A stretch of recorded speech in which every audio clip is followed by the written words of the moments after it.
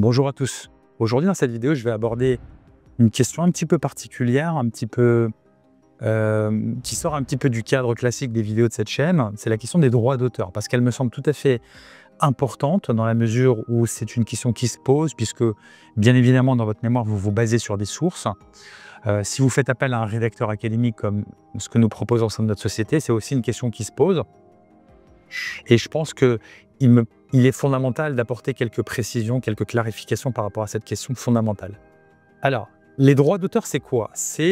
Juridiquement, c'est quoi? C'est la propriété en fait intellectuelle. C'est un contenu, une idée, une image, ce qu'on appelle une œuvre de l'esprit. Elle appartient à l'auteur initial. Tant est bien évidemment qu'il l'ait revendiqué, qu'il en soit le propriétaire officiel, d'accord? Que ce soit sur Internet, que ce soit au niveau de l'INPI, par exemple pour une marque. Sur Expert Mémoire, il y a une propriété intellectuelle, la marque est enregistrée, donc c'est pour vous donner un exemple. Une image, une photo, elle appartient à son auteur qui l'a créée en premier lieu, d'accord? Et qui l'a revendiqué, bien évidemment, qui a officialisé cette propriété intellectuelle. Donc sur un mémoire, cette question elle se pose parce que lorsque vous utilisez par exemple une idée, un concept d'un auteur, vous êtes obligé de le citer pour montrer votre honnêteté intellectuelle à l'égard des droits d'auteur de cet auteur, d'accord, qui en est le propriétaire. Et le fait de le citer, ça montre que vous respectez ces droits d'auteur, que vous ne vous l'appropriez pas, mais pas voilà, c'est moi qui ai inventé cette idée, non, c'est pas vous, vous l'avez lu. Et c'est un autre auteur qui l'a abordé avant vous, officiellement, donc vous le citez. Parce que si vous ne le faites pas, si vous ne mettez pas cette frontière entre votre propre analyse et puis celle de l'auteur, vous vous l'appropriez puisque vous en parlez dans votre mémoire ou dans votre thèse. Et là, c'est une violation du droit d'auteur, ce qui équivaut à un plagiat. Et un plagiat, je vous rappelle, ça va jusqu'à l'exclusion de l'école. Donc bien évidemment, on évite absolument.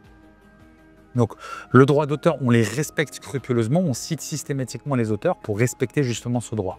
Le droit d'auteur, c'est le droit d'utiliser un contenu dans votre mémoire, c'est le droit d'en faire usage, donc de le déposer en tant que tel dans le cadre de votre formation. C'est le droit de le publier, par exemple sur Internet ou en bibliothèque ou autre, ou dans une revue scientifique, par exemple. C'est une chose que l'on fait. On aide aussi certains de nos clients à rédiger des articles scientifiques. C'est extrêmement exigeant, mais c'est une chose qui se fait également. Ça vous donne le droit de le vendre, également de vendre un contenu, de vendre un ouvrage. Donc vendre,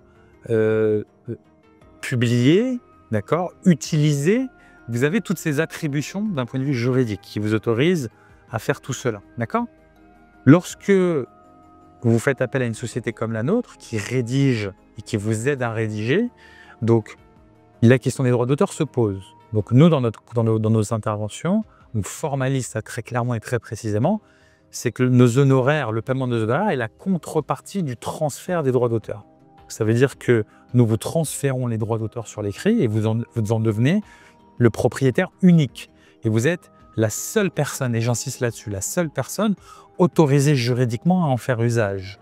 Dans le cadre de votre formation, vous êtes la seule personne qui est autorisée à le publier, à en revendiquer la paternité. Là, j'utilise un terme qui relève du code de la propriété intellectuelle. On dit effectivement revendiquer la paternité. Vous êtes la seule personne qui avait le droit d'en revendiquer la paternité. D'accord ? C'est une pratique qui est tout à fait courante. Il y a également de grands écrivains qui ont fait appel à ce qu'on appelle des ghostwriters ou des écrivains fantômes qui rédigeaient pour eux et puis qui le publiaient en leur nom. Il y a des conventions de droit d'auteur, on achète le contenu, on a le droit d'utiliser le contenu. C'est une convention qui est tout à fait classique et connue en matière de droit de la propriété intellectuelle et que nous mettons en œuvre dans le cadre de nos interventions où nous vous cédons les droits d'auteur. Donc voilà, j'espère que cette vidéo vous apporte quelques éclairages importants, si tant est qu'il y avait certaines choses qui n'étaient pas claires pour vous. Mais étant donné que c'est une chose que nous faisons au quotidien, ça me paraissait très important parce qu'on ne l'a jamais abordé sur cette chaîne. On l'aborde dans nos conditions générales de vente, mais sur cette chaîne, on ne l'a jamais abordé. Mais pour vous donner un peu une meilleure visibilité sur cette notion essentielle dans le cadre de nos interventions, ça me paraissait important de faire une vidéo sur le sujet. J'espère que ça vous apportera des éclairages intéressants. Si vous avez besoin d'aide en matière de rédaction académique, sachez que nous pouvons vous y aider, c'est notre spécialité. Et puis je vous souhaite bon courage dans le cadre de la rédaction de votre mémoire ou de votre thèse.